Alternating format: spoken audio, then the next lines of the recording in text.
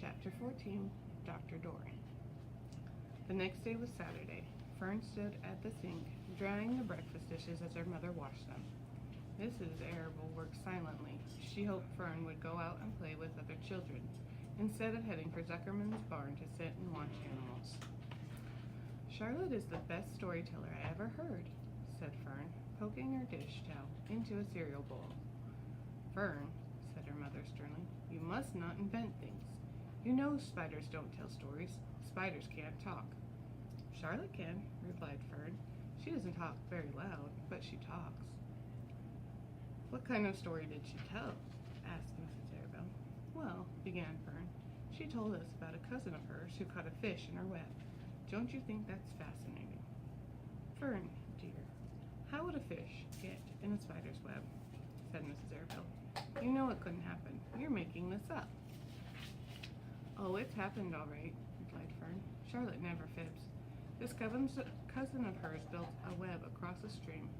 One day she was hanging around on the web, and a tiny fish leaped into the air and got tangled in the web. The fish was caught by one fin.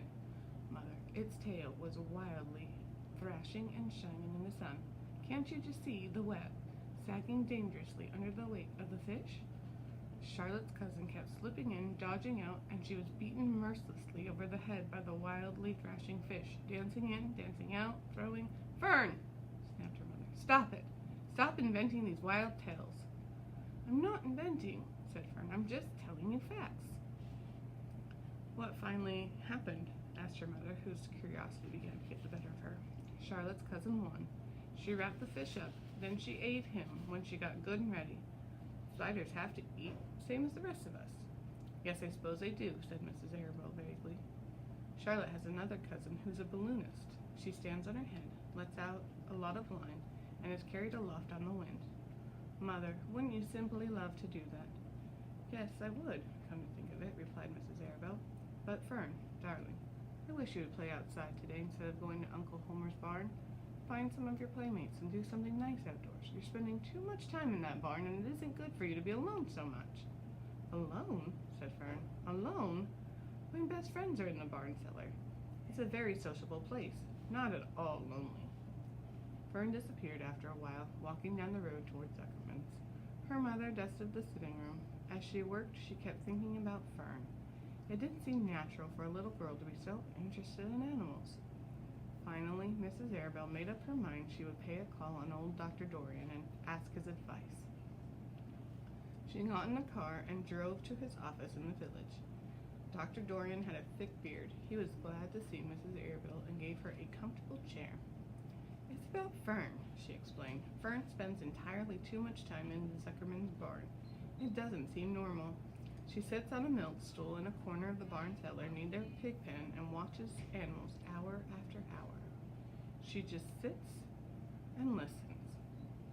Dr. Dorian leaned back and closed his eyes. How enchanting, he said. It must be real nice and quiet down there. Homer has some sheep, hasn't he? Yes, said Mrs. Arable, but it all started with that pig we let Fern raise on a bottle. She calls him Wilbur. Homer bought the pig, and ever since it left our place, Fern has been going to hear her uncles to be near it. I've been hearing things about that pig, said Dr. Dorian, opening his eyes. They say he's quite a pig. Have you heard about the words that appeared in the spider's web? Asked Mrs. Arable nervously. Yes, replied the doctor. Well, do you understand it? Asked Mrs. Arable. Understand what?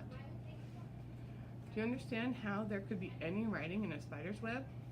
Oh no, said Dr. Dorian, I don't understand it. But for that matter, I don't understand how a spider learned to spin a web in the first place.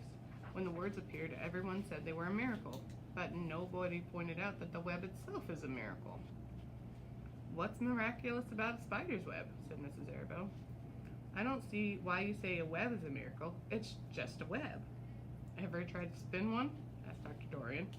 Mrs. Arable shifted uneasily in her chair. No, she replied, but I can crochet a dolly and I can knit a sock. Sure, said the doctor, but somebody taught you, didn't they? My mother taught me. Well, who taught a spider?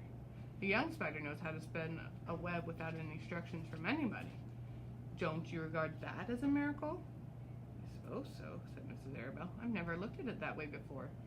Still, I don't understand how those words got into the web. I don't understand it, and I don't like what I can't understand. None of us do, said Dr. Dorian, sighing. I'm a doctor. Doctors are supposed to understand everything, but I don't understand everything, and I don't intend to let it worry me. Mrs. Arabelle fidgeted. Fern says the animals talk to each other. Dr. Dorian, do you believe animals talked? I've never heard one say anything, he replied, but that proves nothing. It is quite possible that an animal has spoken civilly to me, and that I didn't catch the remark because I wasn't paying attention. Children pay better attention than grown-ups.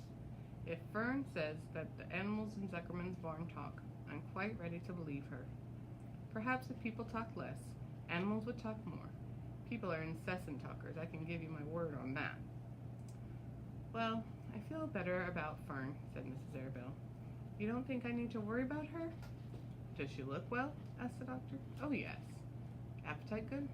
Oh, yes, she's always hungry. Sleep well at night? Oh, yes. Then don't worry, said the doctor. Do you think she'll ever start thinking about something besides pigs and sheep and geese and spiders? How old is Fern? She's 8. Well, said Dr. Dorian, I think she will always love animals, but I doubt that she spends her entire life in Homer Zuckerman's barn cellar. How about boys? Does she know any boys? She knows Henry Fussy, said Mrs. Arabelle brightly. Dr. Dorian closed his eyes again and went into deep thought. Henry Fussy, he mumbled. Remarkable. Well, I don't think you have anything to worry about. Let Fern associate with her friends in the barn if she wants to. I would say, offhand, that spiders and pigs were fully as interesting as Henry Fussy.